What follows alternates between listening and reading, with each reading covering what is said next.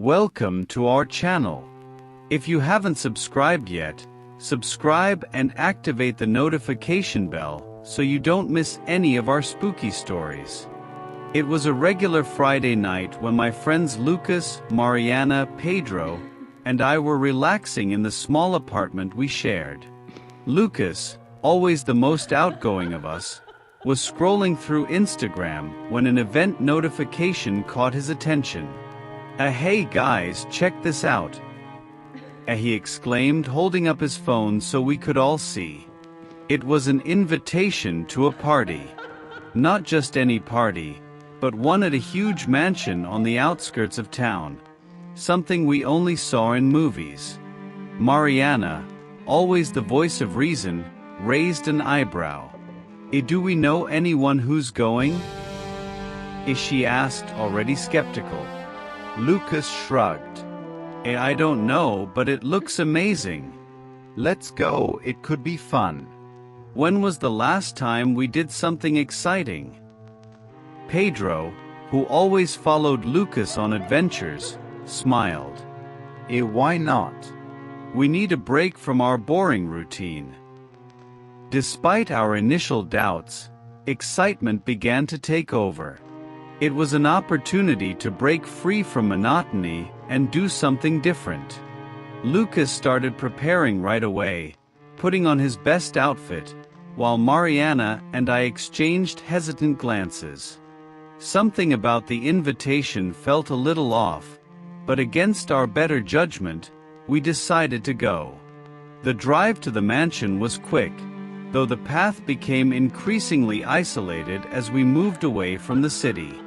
Finally, we saw the massive structure, imposing and dark under the faint starlight. The facade was grand, but there was something unsettling about its appearance, a feeling that the place held secrets we'd rather not uncover. We parked the car and, with our hearts racing from anticipation and a touch of nervousness, approached the door. As we rang the bell, it slowly opened, revealing a tall, strong man with a strangely intimidating presence. His eyes scanned us briefly before he stepped aside to let us in. Welcome, he said in a deep, cold voice that sent a shiver down my spine. Lucas, ever the social butterfly, was the first to step through the door, followed by Pedro, Mariana, and then me. The mansion was lit and decorated with a luxury that seemed disproportionate to its isolated location.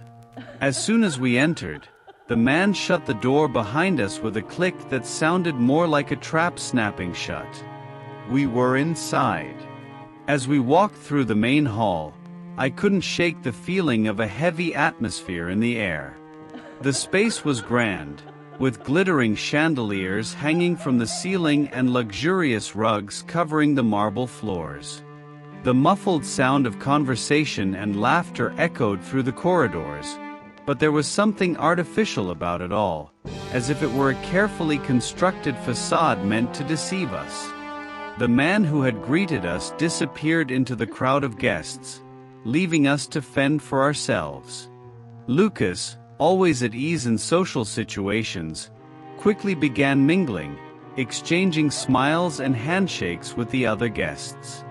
Pedro followed him closely, while Mariana and I hung back, watching everything with growing suspicion. This all seems weird to me, Mariana whispered in my ear. I nodded in agreement. There was something disturbing in the faces of the people around us, a sense of insincerity that we couldn't ignore. Suddenly, a tall, elegant woman in a long red dress approached us. Her smile was cold and calculated. You're new here, aren't you? As she said, more as a statement than a question. Yes, we got the last-minute invitation, I said, trying to sound more confident than I felt. Well, you're very welcome. Please follow me. The feast is about to begin. She turned and started walking, her footsteps echoing down the corridor. I looked at Mariana, who seemed equally uncomfortable, but we followed the woman, with few other options. We walked down a long corridor and arrived at a large dining room where a long table was covered with exotic dishes and drinks of every color. The aroma of the food was irresistible, but there was an underlying sense of imminent danger. The other guests were already seated, watching us with silent curiosity. Lucas and Pedro were already there, serving themselves from the food. The woman in the red dress indicated our seats, and we sat down, trying to blend into the tense atmosphere. This all looks delicious," Lucas said, filling his plate with a variety of delicacies. Pedro agreed, eagerly digging in. Mariana and I exchanged glances, feeling a growing sense of unease. The food was tempting, and hunger overcame our initial caution. We began to serve ourselves, trying to ignore the feeling that something was terribly wrong. As the night went on, the conversation around the table flowed in a strangely forced manner, the host's smiles never reaching their eyes. It was then that I suddenly began to feel a slight dizziness. I looked around and saw that Mariana and Pedro were also growing pale, their eyes glazing over. Lucas, usually so lively, seemed to be struggling to keep his head up. My heart started to race. Something was definitely wrong. Very wrong. The dizziness intensified, and I noticed my vision starting to blur. I tried to stand, but my legs felt like lead. I looked at Lucas, whose head was now resting on the table, struggling to breathe. Pedro and Mariana were in no better shape. Their pale, sweating faces reflected the panic I felt. The woman in the red dress, who had seemed so elegant before, now had a sinister look in her eyes. She stood up slowly, her cold smile turning into something more predatory. "Are you all right?" She asked with a sweet, treacherous voice. No one answered.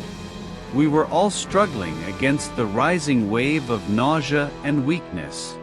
It was then that I realized, something in the food or drink was making us ill.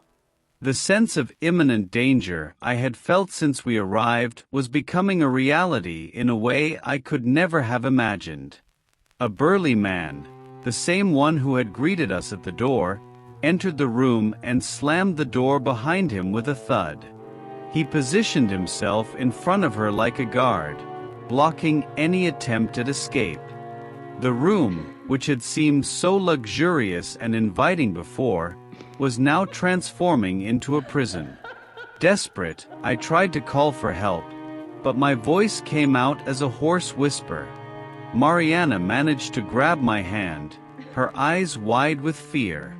We have to get out of here," as she murmured, her voice trembling. With a superhuman effort, I managed to lift my head and look around. Other guests were also looking ill, their faces showing the same panic we felt. However, the hosts, scattered around the room, seemed strangely calm, almost satisfied. It was then that I noticed something disturbing. Some doors around the room were slightly open, revealing glimpses of dark rooms and shadowy corridors. There was a subtle movement, shadows shifting and whispers almost inaudible. Something was definitely very wrong. Trying to think clearly, I remembered stories of mysterious parties that ended in tragedy, but I never thought something like this could happen to us. With each passing second, the sense of urgency grew. We had to get out before it was too late. Pedro, with a Herculean effort, managed to get partially up and began stumbling towards the door, but the burly man intercepted him, pushing him back into the chair with brutal force. You're not going anywhere," he said, his voice filled with threat. It was at this moment that I realized the gravity of the situation. We were trapped, and they were watching us, waiting for the right moment to reveal their true intentions. The party, which had initially seemed like a glamorous and exciting event, had turned into a nightmare from which we might never escape. The atmosphere was charged with unbearable tension, and every passing minute felt like an eternity. The weakness in our bodies grew, and the hope of escape began to fade. Then I noticed a chilling detail. The woman in the red dress was watching us with a cruelly anticipatory expression, as if waiting for the exact moment to reveal something horrifying. Mariana, still holding my hand tightly, looked around desperately, her eyes focusing on a slightly open door in the corner of the room. We need to go there," as she whispered, her voice rough and filled with dread. Gathering all my remaining strength, I signaled to Pedro and Lucas, who seemed to understand my intention. When the woman turned to get something from a side table, we suddenly got up, stumbling towards the door. The burly man tried to block us, but Pedro, in a desperate move, shoved him hard, causing him to stumble momentarily. We managed to get through the door and entered a narrow, dark corridor. The walls were covered in old, worn wallpaper, and the air had a musty, decayed smell. We felt adrenaline coursing through our bodies, but the weakness made it hard to move quickly. This way," I whispered, guiding the group through a series of winding corridors. Every step was a battle against exhaustion, and the fear of being caught pushed us forward. We reached a flight of stairs leading down to what seemed like a basement. Without hesitation, we began to descend, our hearts pounding at the possibility of finding an escape. The basement was even more frightening than the rest of the mansion. The lights flickered intermittently, casting distorted shadows on the walls. Suddenly, we heard muffled voices and heavy footsteps approaching. We needed to hide. We found a door at the end of the basement corridor and hurried inside. I shut the door quietly, and we found ourselves in a small, dimly lit room filled with old boxes and furniture covered with sheets. We were all gasping for breath, trying to control our breathing so we wouldn't be heard. It was then that Pedro, while searching the room, found something that chilled us to the bone: a collection of suitcases and bags, some still with travel tags. Opening one, we found documents, wallets, and personal belongings of various people. The implications were terrifying. This is the belongings of other victims," Mariana whispered, her eyes filled with horror. Before we could fully process the discovery, we heard the footsteps approaching our door. Terrified, we hid behind the boxes and furniture, trying to blend into the shadows. The door creaked open, and we saw the burly man's silhouette, his heavy, angry breathing filling the room. He entered, scanning the room with a predatory gaze. We could hear our hearts pounding in our ears, every second feeling like an eternity.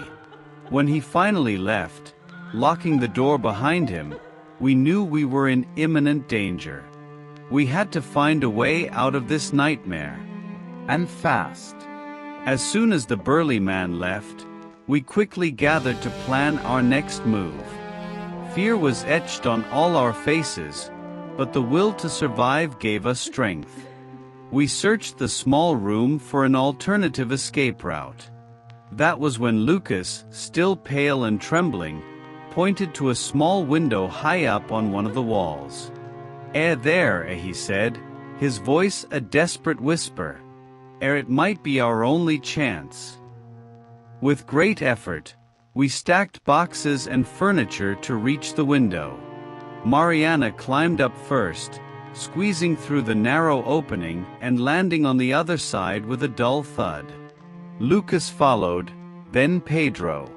When it was my turn, I heard the heavy footsteps returning to the corridor. The man was coming back. I hurried, feeling panic constrict my chest. As soon as my feet touched the ground outside, I heard the door to the room open again, and the man's hurried steps echoed down the corridor. We ran through the dark, overgrown grounds surrounding the mansion, our ragged breaths blending with the night sounds of the forest. The dense vegetation offered some cover, but it also slowed our escape. We could hear the angry shouts and footsteps of our pursuers closing in. We couldn't stop. Adrenaline pushed us forward, ignoring exhaustion and pain. Suddenly, we spotted a high fence surrounding the property. With no time to think, we began to climb it. Lucas was the first to reach the top, pulling Mariana and Pedro up after him. I was halfway up when I felt a hand grab my ankle. I looked down and saw one of the captors trying to pull me back. I screamed for help, and Pedro, fueled by adrenaline, grabbed my arms and pulled me up with all his strength. I managed to free myself, scaling the rest of the fence and landing on the other side with a painful thud. We felt a wave of relief as we realized we were out of the property's bounds. But the escape wasn't over yet. We ran down the dirt road, our footsteps echoing in the darkness. Eventually, we saw the lights of a small cabin in the distance. With renewed hope, we made our way there, banging on the door desperately. An elderly man opened it, his expression shifting from surprise to concern as he took in our states. Please help us," Mariana begged, her voice choked with emotion. He ushered us inside quickly and locked the door behind us. As we caught our breath, we briefly explained what had happened. The man picked up the phone and called the police, describing our situation. Minutes later, distant sirens began to wail, bringing a sense of safety we hadn't felt in a long time. When the police arrived, we were taken away from that nightmare. In the days that followed, the mansion was investigated, and the horrifying truth was revealed. A human trafficking ring was using those parties as bait to lure their victims. We survived, but the trauma of that night marked us forever. Those moments of absolute terror taught us that evil can hide behind the most charming facades, and that the fight for survival can reveal a strength we never knew we had.